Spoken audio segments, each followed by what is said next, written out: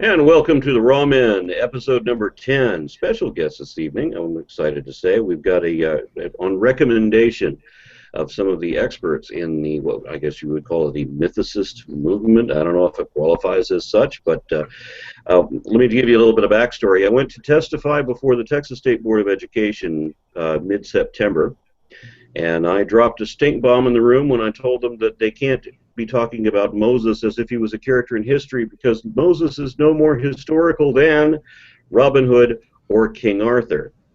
And this really seriously disturbed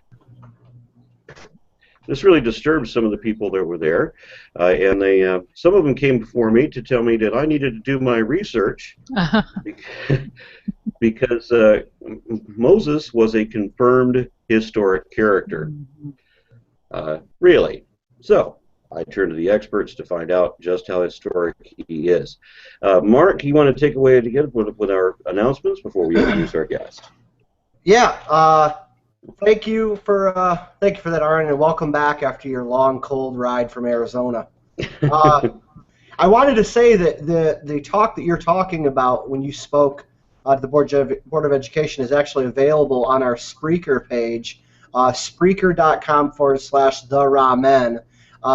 It's entitled Texas View of History, Aron Ra and Others, on September 21st. So if you go to the Spreaker page, after you click subscribe, of course, you could go and check that out and listen to the entire interview and the entire talk by all the speakers. So that's available. I also wanted to say that this episode is sponsored by the Pennsylvania Atheists and Freethinkers Conference, which will be held in Harrisburg, Pennsylvania in September 2015. And I have been given the green light to announce the very first confirmed speakers of that conference, which is us, the Ramen Podcast. We're going to be doing a live podcast Saturday night at the conference with the keynote speakers and some of the other speakers that will be there. And if you go to atheistspa.org, you can follow all the developments on that. Brian Fields, who's the heading it up, will be announcing the rest of the speakers very soon. Tickets will be available very soon. So we thank them for sponsoring this show, and we look forward to seeing all of you out there when we're doing the live show. So that's all I got, Aron, for the announcements. Okay, first I want to open up with a bit of an anecdote. Once upon a time, as some of you may know, I was mildly involved with the neo-pagan spiritualist group. Rather than everybody else being a former Christian, that wasn't my story. But I remember being involved with this one coven in South Texas where their patron deity was Dionysus. And I remember having a conversation with these people about how Dionysus prompted the springs to bring forth wine rather than water, the springs of the earth, right? So they have water bubbling up out of the ground. And I remember that's a much better trick than what Jesus did, you know, with pouring water into a jug and then turning it upside down. I mean, Penn and Teller can buy that prop at a store, right? But to get the earth to do it from the springs, that's a much more impressive trick. And we know for certain that the stories about Dionysus, centuries before the stories about Jesus. And so the quandary that I had was realizing that, you know, why would God make his own story, his own presentation, a cheap sequel to a human idea?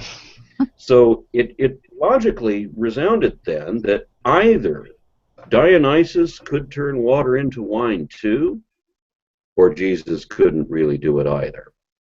Now, this is the sort of mindset that others have followed, and in recent months, over the last year or so, I've interviewed Frank Zindler and Richard Carrier and David Fitzgerald and Robert Price, all on the issue of mythicism, whether we have a historic character for Jesus, for Moses, and for a number of the others we find in the Bible. Was there ever, and if you took a time machine back in time, would you be able to find anyone who actually fits that description that you could recognize and say that this is the historical Jesus or Moses or whoever? And more we're hearing that that's not the case. And when I spoke to these people, I asked for their expertise collectively, and what I got from, especially from Fitzgerald and from Robert Price, was that we should be speaking to tonight's guest, D.M. Murdock, author of Did Moses Exist? And the secondary part of the title, The Myth of the Israelite Lawgiver. D.M. Murdock, welcome to the Raw Men. Well, hello there. That would be me. Thank you for having me on. It's very nice to make your acquaintance. Okay, so my first question then would be, what was your first clue, if I may put it that way? I mean, you heard my account of where I started to piece together that maybe something's not quite right in the storyline. Where did you get that first hint? You mean with the Jesus mythicism? Because I started with that. The Moses book is obviously my latest work, but I've been doing this for about over 20 years now. I've been working on the Jesus myth. And the fact, when that happened, I was raised a Christian, Protestant, very mild, and kind of, I left the church at age 12 because I really couldn't stand it. But this is a whole long story. But I became a born-again Christian later on in my 20s. And at that point, I was really wondering, is this true? What really is going on? And so forth and so on. So I basically asked Jesus to, tell me the truth, show me the truth. And I started studying other religions and ended up in a bookstore in West Hollywood called the Bodhi Tree, very famous religion, myth, metaphysical bookstore.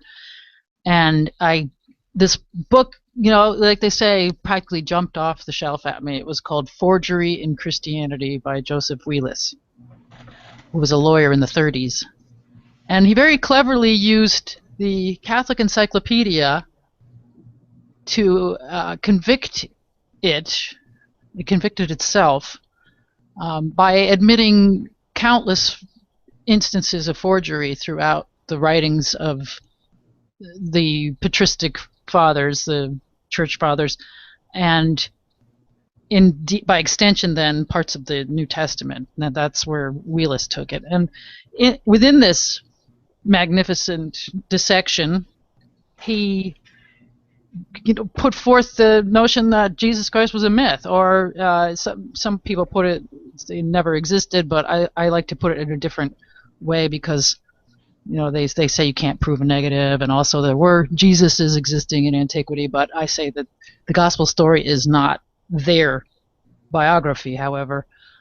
And so that opened up a whole can of worms from Wheelis, and I discovered that there was this massive body of what I call Jesus mythicist literature dating back much earlier than the 1930s, from when Wheelis was writing, all the way to like the 16th century.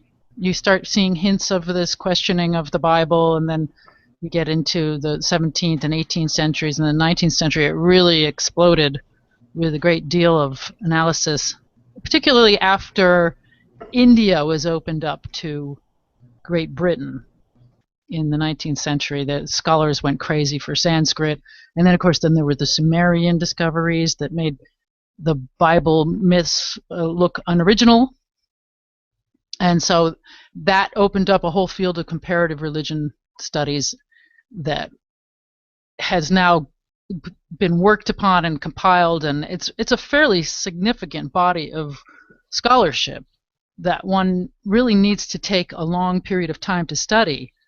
And generally speaking, you should have some capacity with languages to be able to do this. And that's one of my strong points and why I got really funneled into this field, because I realized that I could read the Bible in its original languages, particularly Greek, because that's what I studied in college and postgraduate work. So being able to read these ancient texts, you can not only see similar concepts coming through, like you were saying about Dionysus, and you have no idea. You get to the second half of my Moses book, and you're going to be amazed at the comparisons between Dionysus and Moses. It's just mind-blowing. There's like 45 different bullet points in there that are like just how could they pretend that this was a real character when it's clearly based on a mythical archetype from around the region? And so this, with studying the ancient texts, you not only can see the different concepts that are comparable between religions and regions and ethnicities and cultures and mythology, but also even words that are used in the same context that are passed from one ethnicity or mythological system to another. And it's one example of this in the writings of Diodorus Siculus from the 1st century BCE. He discusses the myth of Horus, who was killed by Seth and raised from the dead by Isis. And so Horus's resurrection is called an anastasis, a standing up, in Diodorus's original Greek, and that's from the 1st century BCE. Now we turn to the New Testament, and we find that Jesus' resurrection is called an anastasis.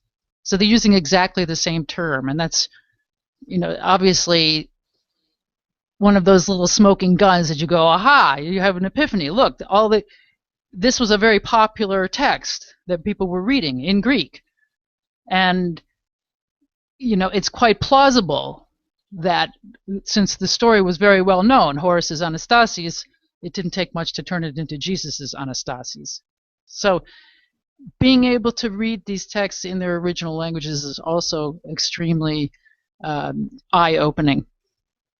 And that's essentially how I got into all of this. I had a classical Greek background. I studied and lived in Greece and did archaeology there.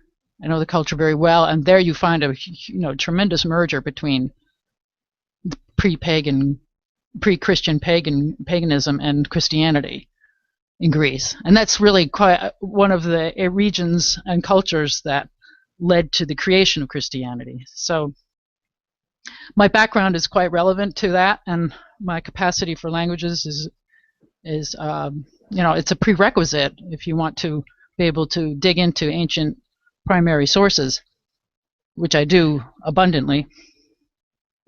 Well, as I was going to say, I dabbled with a little bit of the pagan groups too, so I had some kind of comparison between these mythos. I remember back in high school, they were teaching, as they do, they teach the Greek, they teach the Greco-Roman and the Norse, and it just kind of stops there. And I remember asking, why don't we learn Egyptian mythology? Why don't we learn Persian or Sumerian? And I was told that the reason that they don't teach those in high school was because they were controversial.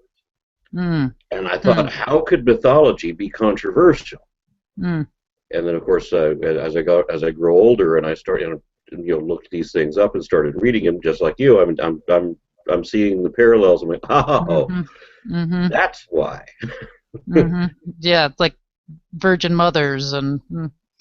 Oh yeah, there was one. I was watching a film. I was kind of interested in Hinduism movie, and there was a scene where a blind man asks Krishna to give him sight just so that he can look on the divinity, and so Krishna gives him back his sight, smiles at him once, and then just kind of waves his head again and makes him blind again.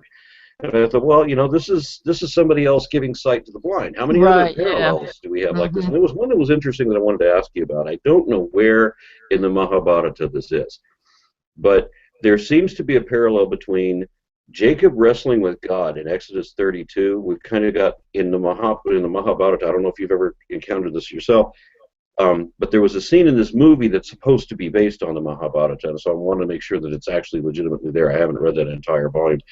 But there's a wrestling match with a king, Arjuna, and this river god, and the god cheats basically by hitting the guy in the privates.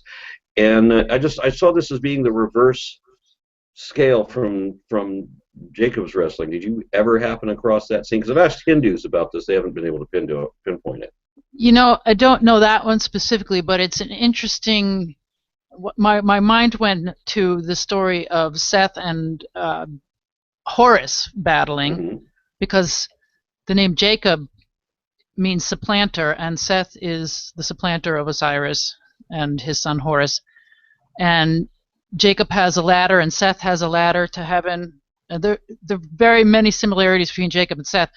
And Seth, in fact, sodomizes Horus. So then we have this whole genitalia issue coming into play, and that's what, you know, struck me when you said that. So it wouldn't surprise me if that motif can be found in Indian mythology as well, because they're not historical events. They are mythical archetypes that we're discussing. I talk about Jacob in the Moses book a bit too. Yeah, I did happen across a few scenes where you were talking about that all of these different religions that I expected were going to be intermingled, of course, are, but that you also had that the Indian gods were being worshipped in the Levant. Yep. Yeah. And so I was Mitanni actually kingdom. surprised. I was actually surprised that they had that much mix, that the Indian gods would even be in there, because I've seen so many parallels in Hinduism, especially with the Bhakti. Yep. That I was wondering where the transmission of trends are. There's so much to be shared there. Well, it's an amazing thought, but if you consider that people have been going, according to the paradigm, the out of Africa paradigm, people have been migrating out of Africa across that region for 70,000 years, and then they go down into India. And so it's not that extraordinary to consider that Indians would come back in that direction. And also we know that Indo-European culture extends all the way to the Irish Isles, and there's quite a bit of similarity between ancient Irish language and Sanskrit, for example. So the idea that anything is spreading all over the place is actually not as surprising when you realize, we speak an Indo-European language, for example. Greek and Sanskrit and Vedic, very similar. Persian and Vedic are very similar. And in fact, what you're talking about with the Mitanni kingdom is there's like a kind of a Persian merger going on there too, and there seemed like there were Indian people ruling over locals, more local, less Indic people, but they had this is the Mitanni kingdom. They had Persian or Indian gods and goddesses, and interestingly enough, one of the Mitanni princesses ends up marrying an Egyptian pharaoh. I think it was Amenhotep III. No, I can't remember now. I can't remember everything that's in my book, but I do discuss this in the book. But so if you have a worshiper of Indian and Semitic gods, that would be the Persian or the Mitanni princess, marrying into Egypt, and you're talking, I think it was the 15th century BCE. So you're already getting this kind of back and forth influence. It's just absolutely fascinating. And by the same token, then, you know that Egypt they're going back and forth between, the Mitanni kingdom is up towards Turkey, so you have to pass through the Levant, you have to pass through Israel and Canaan and all that. So there is all of this influence and this cultural exchange going on for hundreds and hundreds of years before the Bible was written down. And this is the background that people don't have. They don't realize this. They think it's depicted as if it was all created in a vacuum. And what could be the influences? Look, Israel is right next to Egypt. To suggest that there was no cultural exchange over a period of thousands of years is simply ludicrous. We know there was cultural exchange. We know there was a massive amount of cultural exchange, possibly going back at least, 6,000 years with the Phoenicians. They weren't called Phoenicians then. We could call them the Biblians. The founding of the city of Byblos. These people had these massive cedars, the cedars of Lebanon, and they were in cultural exchange and trade with Egypt 6,000 years ago. This is a very influential Semitic culture, the Phoenicians. They adopted and adapted gods from Egypt, such as the Egyptian goddess Hathor becomes Astarte in the Phoenician. And the exchange went the other direction as well. And it continued to go back and forth for thousands of years prior to the founding of Israel the first time around, 3,000 years ago. And so you can see all this if you start studying ancient texts. And one thing I go into in Did Moses Exist? I talk about the Eblaite culture, the Ebla text, the text from Mari, the text from Ugarit, of course the Sumerian text, the Babylonian text, and the Egyptian as well. All of these reflect commonalities, parallels, archetypes, comparative religion and mythology points. So it all starts to fall into place, and then you really can see that we're not talking about history in the Old Testament or the New. Now, I'm not saying there's no history in it. I'm saying, though, that these major stories like the Exodus are absolutely not historical. And when we look deeply at the character of Moses, we find that he is a mythical remake, a fictional compilation of an archetypal lawgiver that can be found in many, many, many cultures around the world. Some examples being Hammurabi, Senefru, who else? Well, I have, in fact, 52 listed in my book. It's quite a list. You know, you've got Lycurgus of Greece, very famous. Dionysus was a lawgiver. Apollo, Amasis of Egypt, Adar of Nippur, Manu of India, Minos of Crete. These are some of the more famous ones. Orpheus, Osiris, Plato even is in there. You know, there's a pygmy lawgiver, very ancient. Thoth. Yeah, I want to mention that your book and some of the comments that I've been getting prior to this video uploading, you know, we had a little bit of a troll war in the video leading up to this, and there were some very strange allegations, as there typically are. Whenever we're talking about Jesus mythicism, somebody always wants to draw a connection to the movie Zeitgeist. And when I saw that movie, I remember thinking that there's very little of that film, because I'm familiar with the subject, but there was very little of that film that I could verify, and there was a whole lot that I could point out that wasn't actually true. And so that movie is highly questionable, and I don't think anybody here is representing that film or necessarily anything in that film. Would that be correct? No. No. Let's step back from that for a minute now. Okay, so that film was created by someone who contacted me a year before and asked me for some images, and we steered him towards images that were ultimately several of which were used in the film.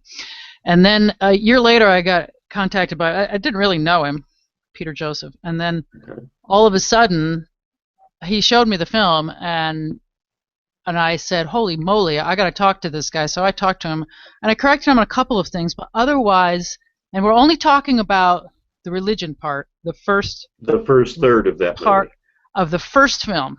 Yeah. Otherwise, other than the corrections I gave him, it is accurate. And what I have done since there, in 7 years, I spent a considerable amount of my time putting together the proofs from that. He'd used several people's work for that, but he used my book, The Christ Conspiracy, significantly, and also my book, Sons of God, and my book, Who Was Jesus, for that. And so I have, and you really will want to read this, because if you're interested in the subject, you will find that the documentation I put together for it is quite extraordinary. I have put together a 100-page source book that goes point by point and shows exactly where those contentions can be found in the ancient record, and you'll be surprised, I guess. It wasn't surprising to me because I've been doing this such a long time. But the Zeitgeist source book, you can find that at my website, freethoughtnation.com, and it's free, and it took a lot of work to put together. There's images in it. It goes point by point. Like I said, it uses, if you go to the Zeitgeist bibliography for that source book, is it's massive, and it's got a long list of primary sources that I drew from, and credentialed authorities. It's like all these doctor this and that, doctor. I used Brill and several academic press publications for this bibliography. So you got to look at that and look closely at that, because what people are saying, we've refuted over and over and over again. And also, as far as the Egyptian part of it goes, I have a nearly, it's the same size as my Moses book, and pretty much the same quality of scholarship. It's called Christ in Egypt, the Horus-Jesus Connection, where I drew from thousands of primary sources, the pyramid texts, the coffin texts, the Book of the Dead, Greek sources, in their original languages, but I also included like 3 or 4 or 2 to 4 different translations by renowned Egyptologists of ancient primary sources, showing that these comparisons have merit. And this has been a big back and forth, but they have this large book. It's full of these various parallels between Horus and Jesus. I gave you one earlier about the Anastasis, the resurrection of Horus. I also go into whether or not the goddess Isis was considered a virgin mother, and she was, despite the myth of her impregnation using a phallus. The phallus turns out to be the sharp star Sothis, which is another incarnation of Osiris. When you start realizing these are nature myths, they all start to coalesce and make more sense, and you can realize why you have these commonalities. But the commonalities are real. They're not totally always the same, because you're talking about different cultures. There will be differences between them. The story, for example, when the story of Dionysus was filtered through biblical minds and turned into the story of Moses, which I think I've proved fairly sufficiently, it was obviously changed to revolve around a Semitic character as opposed to a Greek character, so there are going to be differences. Also, in that other half of my Moses book, I show that Moses is based significantly upon Gilgamesh as well. And so it's not always, when you're talking about syncretism, you're not always talking about just one archetypal god taken and reworked whole cloth. You're talking different strains coalescing for different reasons. The Middle East, for example, is just an absolute whirlpool of movement for thousands of years. We've got this culture coming in and that culture moving here and over here. They were wandering, and there was all these different Bedouin, the Bidu, the Shasu, the Habiru, all moving around. The Amorites, massive movement of Babylonish, Amoritish peoples moving around and exchanging culturally. And so this is why you find Northwest Semitic language, for example, down in the southeast of the Levant, because they're moving around. And so all those different factors come into play. And that, getting back to Zeitgeist, that was just really a simple summary of what I've just described. It was not meant to be an exhaustive scholarly documentary. I would like to do one of those, by the way. That would be nice. But okay, well, as I said, there was. Go ahead. Yeah, go ahead. So I would suggest seriously sitting down with. I've also written a rebuttal to Dr. Chris Forbes with the similar information, because they put out the same refutation of Zeitgeist, and then I go point by point and show exactly where all that stuff comes from. So that's where that's at. Just to clarify again for the listeners, you are only talking about the first third of that movie that deals with the Jesus myths, and not the. Yeah. Okay. Right. I mean, I had a couple of problems with that. I mean, things like when there were things that only work in English, for example. That sun thing is ridiculous. That's a pun. I've got exactly. a whole long analysis of the sun pun. It goes back hundreds of years. William Blake and other poets were all into it. They loved it. They talked about the Son of Righteousness being the Son of God, and they used this over and over again. It has nothing to do with etymology. It has to do with punning. And so we're just saying a straightforward declaration. The Son of God is the Son of God. And I do go into detail about how that was perceived in antiquity. Even Plato talks about the Son as the Son of God. And so it just happens to be that that's how it comes across in English. And that was very delightful to hundreds of poets. Yeah, I also want to mention that for anybody reading this book, and I recommend reading this book, but it's not a light read, because It's certainly not something if you don't have any kind of a background in cultural anthropology or an interest therein, because you are dividing these subcultures up far more than most people would be aware of. I mean, at the best, some people would be lay people would be familiar with Akkadians, Babylonians, Sumerians, Chaldeans, perhaps, and that's about as divided as they would see those groups. And you've already listed that divided into at least a dozen just in your brief introduction a moment ago. So it's a lot more in depth. And yes, you do have a whole large volume of sources that you were drawing from.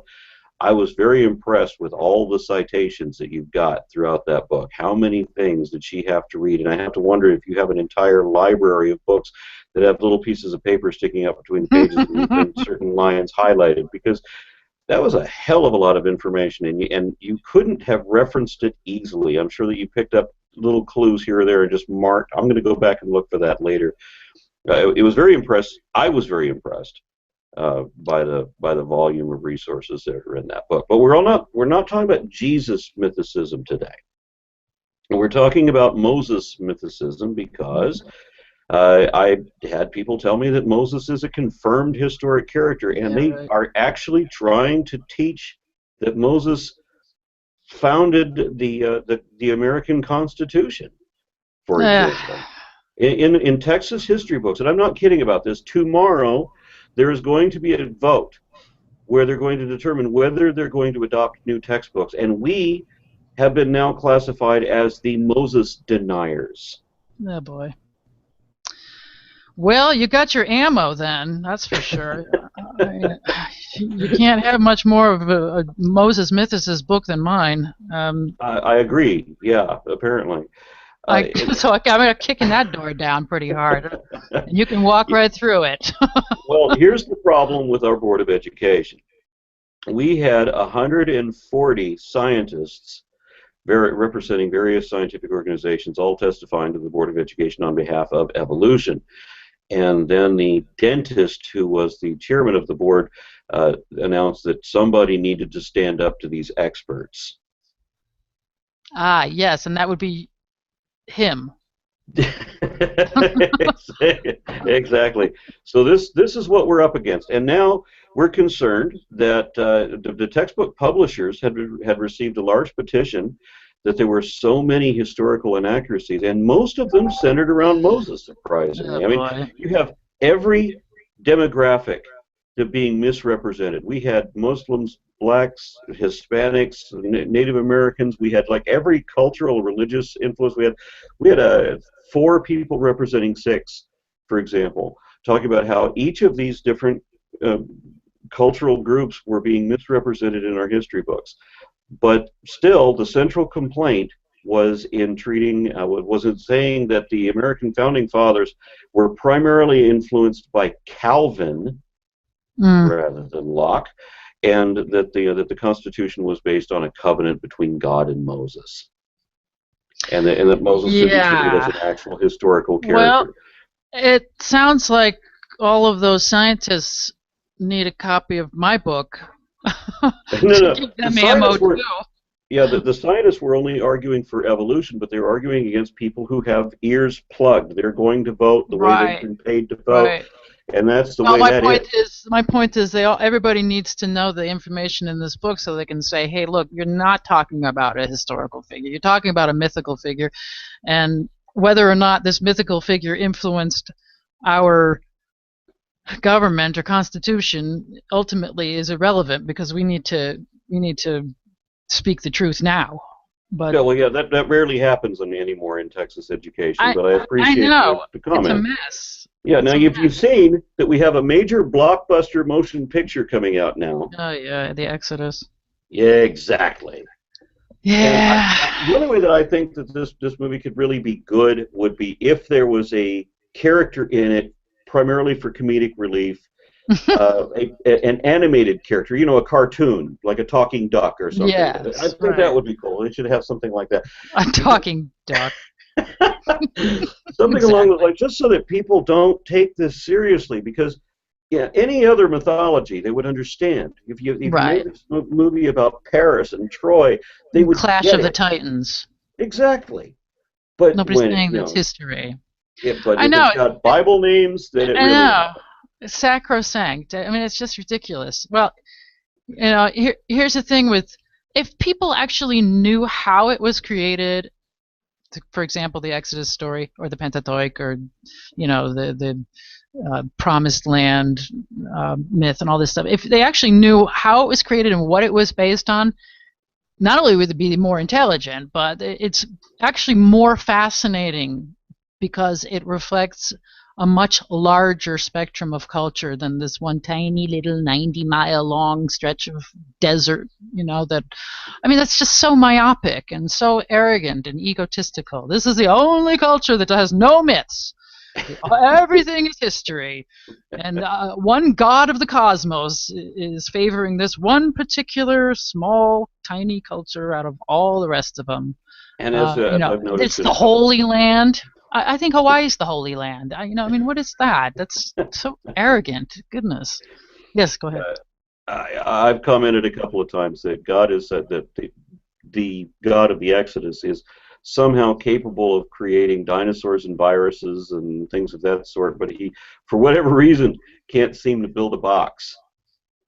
And so he needs to give very specific details in the raiments that the priests are supposed to wear, exactly how they're supposed to be decorated. Yeah. The god of the cosmos comes down, lands on this little patch of grass, or like a little patch of dirt, and he tells everybody else not to walk on that. By the way, this is the holy part. And in this desert region where these people are tortured for 40 years to be in a cult, it's a dreadful story. I mean, if you got through that, the first part of half my book dissects the so-called historicity, and then the second half of it deals with where the myth actually comes from. So the first half of it, you know that I tackle the nonsensical elements of the Pentateuch and the Exodus story. For example, what I was just talking about, where God sets up a tent to meet with them over a period of 40 years. He actually physically appears inside this tent, this little dinky tent. I mean, it's just it's ludicrous. I want to hit you with an impossible challenge in a moment. Okay. Because you mentioned that if these people knew how that was done, and I know that you've got this voluminous work with thousands of references in. I lost count of how many different languages. Yeah, 1,800 citations. I think I drew from 20 languages. Wow. I mean, this is an impressive piece of work. Thank you. It's definitive, I think. But what I'm going to ask you to do is to just imagine that somebody's going to cut a little piece of this video to show to their teacher or their parents or whatever to let them know where Exodus really came from. Could you possibly do that in 5-10 minutes? I can. Okay. Okay. Well, we start with the core of it. It seems to be one of the oldest parts of the Bible, and that would be called the Sea of the Song at Exodus 15. And it's really just a sort of a description of fighting with the unruly waters. And the only time that Moses appears in this entire passage is in the first verse, which is clearly an interpolation. So what you have then is it's Yahweh doing all of this. Yahweh's crossing the sea. Yahweh's fighting with the dragon. And in fact, this is what the Pharaoh is called at one point. He's called the dragon in the Bible. And let me find where exactly he's called the dragon, what verse that is. Well, it's going to be a little tough because, like I said, I don't have this whole thing memorized. But so, yeah, Exodus 15 talks about the Pharaoh's chariots and being cast into the sea and drowned in the Red Sea. And this is accepted to be one, even by skeptics like me, it's accepted to be one of the oldest parts of the Bible. Possibly may have been composed in the 10th or so century, parts of it. Well, and that's Exodus 1a through 18, not the rest of it. The rest of it is going into more detail and has Moses and Miriam and Aaron in it. But the Song of the Sea specifically is from Exodus 1a to 18, and that has archaisms in it, the language. So what I show it to be is a mythical tale of the great God. In this case, the Lord is Yahweh then, but in other places I discuss also the term Elohim, which means essentially gods, and is the Canaanite pantheon, and taken as like the royal we as a singular creature. But so I trace this Exodus type story, or rather the Song of the Sea, which is the battle between the dragon, the Pharaoh as dragon, and the unruly waters, and the Lord God, who has very solar attributes. And I show that this battle between the God and the sea monster, the Leviathan, the unruly waters, the dragon, all these different names can be found, Rahab in the Old Testament, that this is a very old motif. So they've taken this core motif of this cosmological battle, Marduk and Tiamat. You can find it all over, especially cultures along the ocean were constantly afraid of the sea. The sea was, I mean, it's frightening. You get swallowed up in it. You go to this bottomless, who the heck wants to die in the sea and have their body float to the bottom and be all alone down there? It's a very scary thought. So there was a lot of dragon iconography attached to the sea, and there was a lot of battling. And then there's the overcoming of the sea. This shows God to be a god, the god, whatever god. There's all kinds of different gods battling the sea. To be the greatest power because it can tame the sea. In Canaanite mythology, it's Baal versus Yam, and of course we know that in Hosea, Yahweh is called Baal, or was called Baal.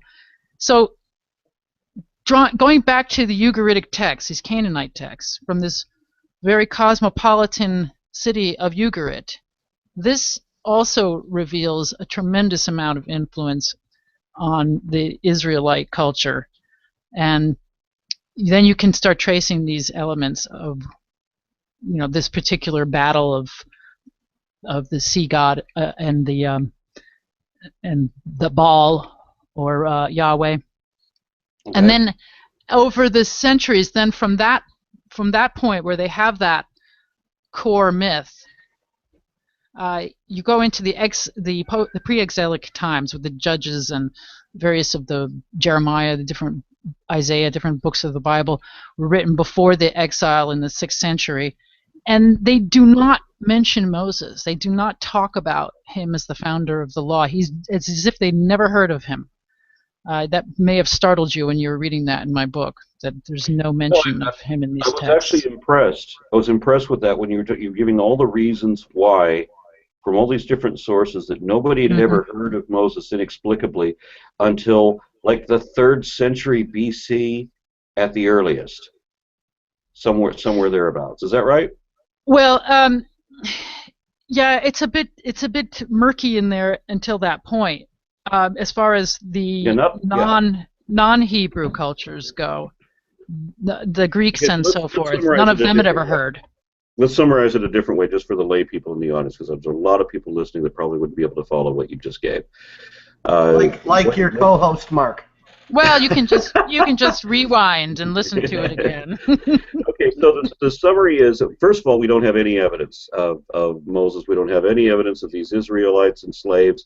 We do have profound evidence that there's a hell of a lot that they do actually know about what was going on in this area at all these different periods of time, and yet these are now conspicuously absent. All these Hebrew slaves, the Pharaoh who's supposed to be involved, all these calamities, all the 10 plagues, everything in here.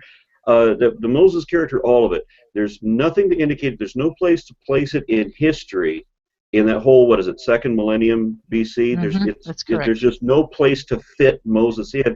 And in fact, there's no indication that the story even exists that far back. That's right. But then at some point we have we have Moses being an obvious compilation of other characters, like Hammurabi receiving the law code from the sun god Shamash, and of course Gilgamesh. I always point out that the law code is an actual artifact that's existing in a museum on display, and that for some reason the Ark of the Covenant only exists in movies. And then we have the childhood of Moses, which seems to have been taken directly from Sargon, who was also in the Sumerian king list, and so we know that this is a guy that has other correspondence to show that he was an actual thing to some degree, and yet Moses now has his identical childhood somehow. And then we have, and I didn't happen across this one in the book, so I don't know if it's in there, so I'm going to bring it up just out of your curiosity. Snefru and Judgment. You gave in your book a number of different references to different stories unrelated to this, unrelated to each other, wherein waters part by various means so that people can walk through for whatever magic was involved in the various mythos that they do this.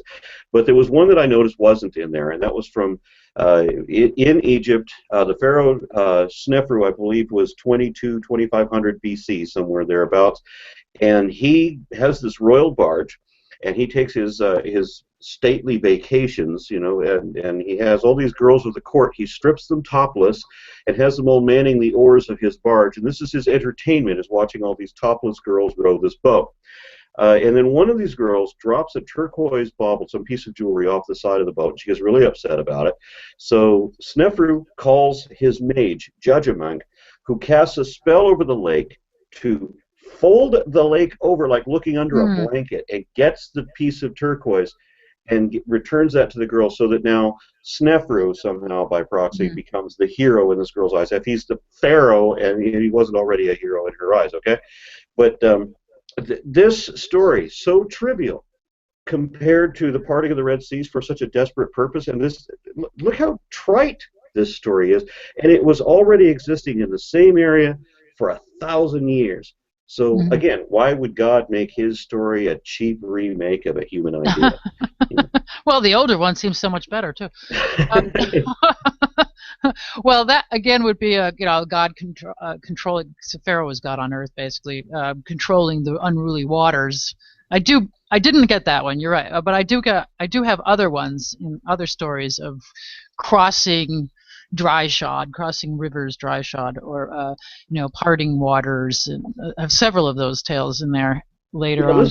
If we could, let's just look at the most obvious flaw with this story: the idea that there are 3.5 million Egyptians in the entirety of the country at this time.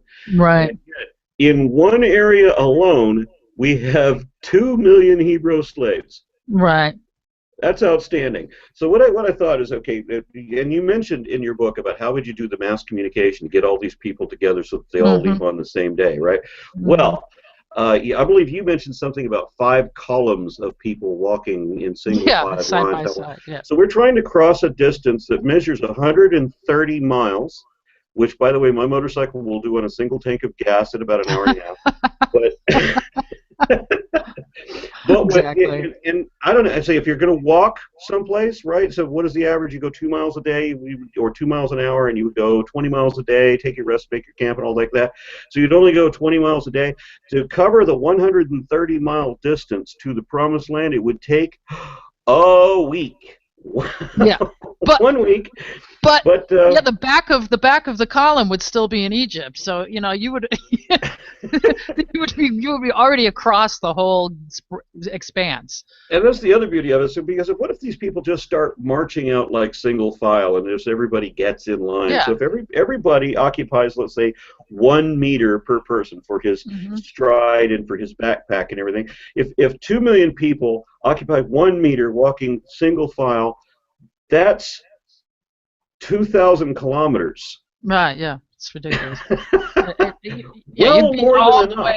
Yeah, exactly. And the other thing that struck me was so ridiculous. Okay, so you have that amount of Egyptians, and you have this significant, 2 to 3 million Israelites or Hebrews, and then you have the 10 plagues, and it's like repeatedly killing off all the Egyptians and all of their livestock, and it's like nobody left.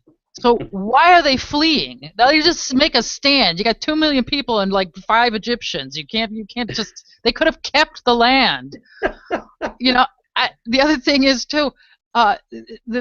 What people didn't realize when they were writing this book, and this is why the Pentateuch, and the story of the Exodus. This is why you can tell it was written at a later period.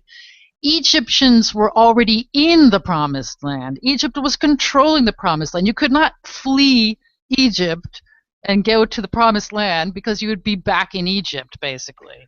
There was already Egyptians there. And all along the route were Egyptian posts where there were, Egyptian army people. And it's not history. And so I find it amazing that people will take these stories, they'll read these stories, and they'll just believe these stories. And there's a movie, I can't remember what it was, but it's a handful of people in a concentration camp, and they're all Jewish, and they're all talking about this story and finding the holes in it. I'm like, well, why would it have to be this movie, these people in this story? Why aren't the people that just average people, when they read the Exodus, why don't they pick on these things? Why don't they realize, harden Pharaoh's heart? What the that was the point of that? You're right. Just let them go, I know. To be cruel, to be just brutal and cruel, and to have all those great...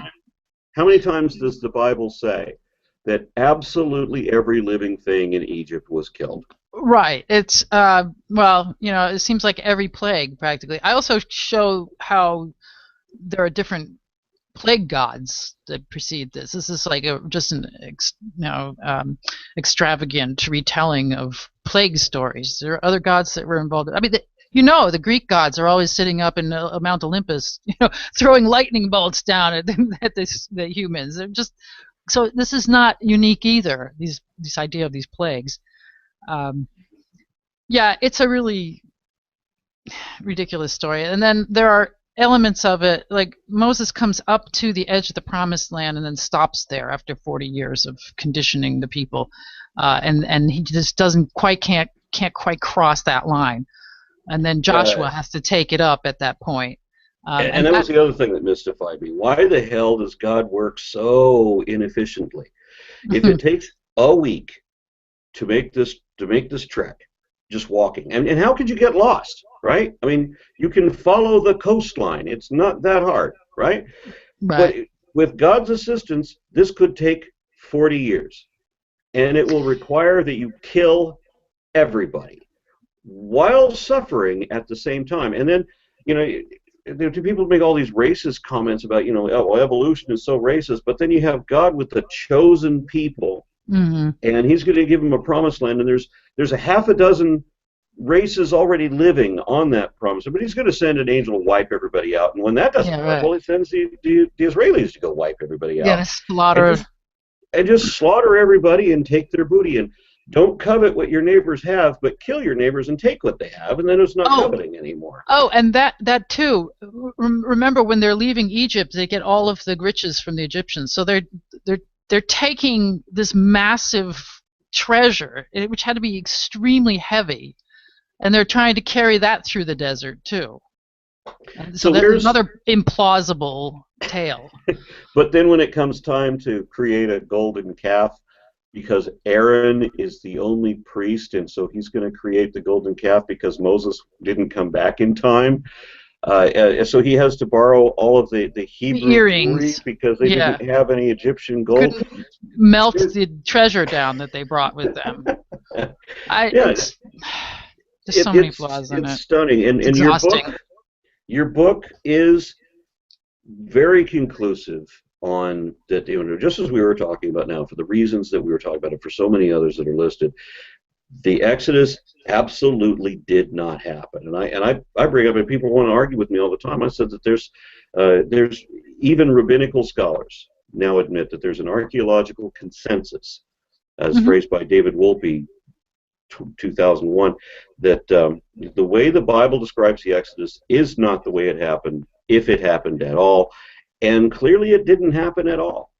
And no. Like I said, it took a core battle and then embellished it. But this is how myths are created. And if we can accept that they're myths, then we can look at, well, what do they mean? Where did they get that element from? Why did they incorporate that? That's what I like doing, and that's the second half of the book. The first half is just tearing down the historicity, which is ultimately non-existent. And then the second half is showing where it all comes from and why, and what are the factors involved. Obviously, in this case, they're trying to create a lawgiver. There were so many lawgivers around the region. And then, Gilgamesh was extremely popular, and you can see I have several points of commonality between Moses and Gilgamesh, and that's towards the back of the book. So hopefully you'll be able to get back into it and read the rest of it and enjoy that part of it. I'm going to pull on your expertise one more time. Yeah. I did a video about the Ten Commandments where I just did a presentation to show that the Ten Commandments are not what Texas Christians think they are, not remotely. Mm-hmm. And one of those things that I mentioned right at the beginning, and this got me a lot of ire from the YouTube Christian groups when I said that Yahweh was represented as a volcano god. Mm-hmm. in certain scenes out of Exodus, and everybody's telling me, how could you possibly say that? That's not true. Would you back me up on that? Yeah, oh yeah, blatantly obvious. All the belching and fire, and smoke billowing out, and they're standing in front of the mountain, and this is going on. Yeah, it's definitely volcanic description. The thing that I always point to is the column of fire by night and the column of smoke by day, and of course, what would a volcano look like on the horizon in either of those cases? Yes, and too, also, if you go into the back part of the book, the Dionysus descriptions, he's also a pillar of fire. So this is another mythical motif. But the book I'm thinking of, was it When God Was a Woman? When she's describing the Yahweh as a volcano god, just all the different scriptures that are so blatantly obvious, which would preclude that gives rise to speculation that he's from a different region, because not known for volcanoes around there. But also we know that all of these stories came from other places.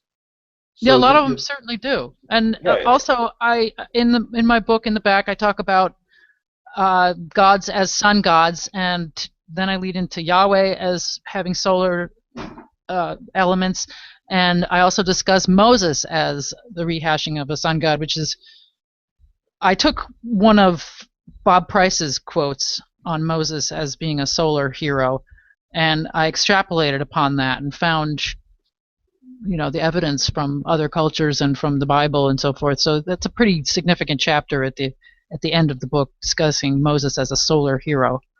Yeah, there's another advantage to just looking at a map and getting a perspective on it that way. Like when you notice, for example, that from Goshen to Canaan, you don't actually have to cross the Red Sea. You actually have to go out of your way to do that. Mm-hmm. And when people start looking around for where's Mount Sinai, and there isn't one, and the Mount Sinai obviously was brought from someplace else because it has elements of this other story, and then the more you look into it, the more it falls apart, to where you certain pieces of Exodus 24, I think it was, certain pieces of it, where Exodus 34 were written at different times, but it's the same chapter. So, yes. Yeah. There's a Mount Nisei in the Dionysus myths, and he plunges into the ruddy sea, the Red Sea. So wait till you get to that part. You're gonna be oh, holy moly! Now I understand. I also trace elements of the Moses myth to the serpent cult, ancient serpent cult, when he raises the brazen serpent up, and this was included in the temple at Jerusalem as a great healing device. You go to the bronze serpent of Moses. There was an ancient, in his name in Hebrew is Moshe. There's an ancient serpent god named Mush. So I go into great detail about that, and it's really quite fascinating. That's the stuff I like the best. The historicity part is, just get that out of the way. All right. Well, we've only got an hour on this, and I want to thank you for your time. It's been a very good conversation. I did put a link to the book, Did Moses Exist? the myth of the Israelite lawgiver, the answer is a resounding no. If you read the book throughout, this is that's going to be the only conclusion you can come up with. There is no defense to make that there's no rational defense on how that could still be an actual historic account. DM Murdock, I thank you very much. And Mark, do you have anything to close out this evening? I do want to announce that we are going to be having, starting in the January 2015 episodes, we're going to be having a 30-minute after-show private interaction period where our guests will actually be able to come onto the Hangout and talk to our supporters directly. If the guests aren't available, it'll just be Aron and I, but the supporters will be able to come on, ask questions. There's only a limited amount of people that will be able to be on video every time, but the rest will be able to be in the chat. To get access to that, you'll need to be a subscriber to our new premium content area, and it's $3.99 a month, and it will go to helping Aron and I increase the exposure of the podcast. To sign up for that, just go to the website, our regular website, theramen.com. There is a hyphen between Ra and men, so it's THERA-MEN.com, and there's a Ramen supporters link at the top. Go there, sign up, you'll be helping the podcast, and you'll be able to participate in our private Facebook group and the after show chats with our guests live, where you'll be able to ask your live questions. So we're pretty excited to be able to offer that. You'll be doing us a favor, and you'll get to talk and meet and greet with all of our guests. I'd also like to throw out there that remarkably, and I didn't expect this from our humble endeavor here, but I understand that we got in the top handful of videos or of shows in the religion category on Spreaker. That's right. Yep. I'm really amazed at that, and we've also, I believe, just been picked up on iHeartRadio. That's right. We're available now on iHeartRadio, and as Aron said, we're creeping up on the top spot. The top spot in the religion and spirituality category on Spreaker. So if you haven't listened to us on there, please go and subscribe. So I think when we get to the top, we may actually move into the general talk category, which is a lot more robust and wide open category, and it'll get a lot more exposure. But I think we should try to get to the top of the religion category first. So if our listeners can help us with that. Okay, well, I did want to say this also because I didn't intend for this show to be focusing on religion all the time. I mean, what I would like to do is focus on people who are making a difference, people who are being progressive. And as I always say at the end of every show, and I'm going to ask the people listening in, give us a clue on who we should have on next, because anybody can complain, and everybody does, and you can shoot down any idea that anybody comes up with, but we want to talk to the people who are actually taking action to try to fix things. So who do you know is actually doing something and might actually make a difference? Please let us know in the comments below, or send it to me in email or on our Facebook pages. And I think that's it. I'm going to go ahead and close out the show. And thank you. Good night. Thank you. Good